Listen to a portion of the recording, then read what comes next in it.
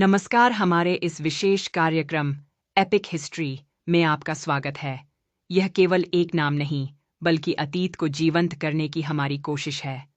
इस मंच के माध्यम से हम आपको ऐसे प्रसंग सुनाएंगे जो समय की धूल में दब तो गए, लेकिन आज भी हमें अपनी जड़ों से जोड़ते हैं।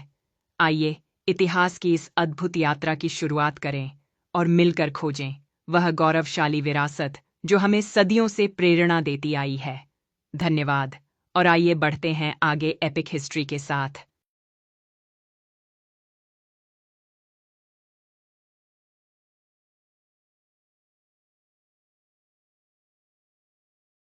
स्वतंत्रता के बाद का समय।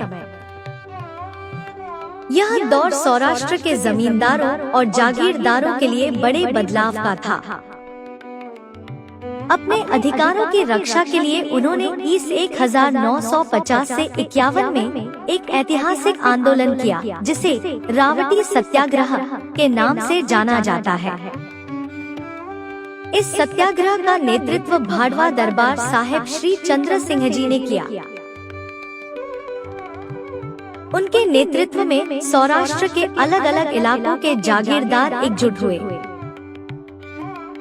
दसाड़ा राज्य से भी कई जागीरदार इस आंदोलन में शामिल हुए। प्रमुख रूप से केसर खान जी, सेदात खान जी और अलादाद खान जी समेत अन्य जागीरदार राजकोट पहुंचे और सत्याग्रह का हिस्सा बने। रावटी में हजारों जागीरदार एकत्रित हुए। शांतिपूर्ण तरीके से लेकिन दृढ़ स्वर में उन्होंने अपने अधिकारों की मांग उठाई। यह आंदोलन सौराष्ट्र की राजनीतिक चेतना का महत्वपूर्ण अध्याय बन गया। सत्याग्रह के बाद सरकार ने जागीरों का व्यवस्थित वर्गीकरण शुरू किया।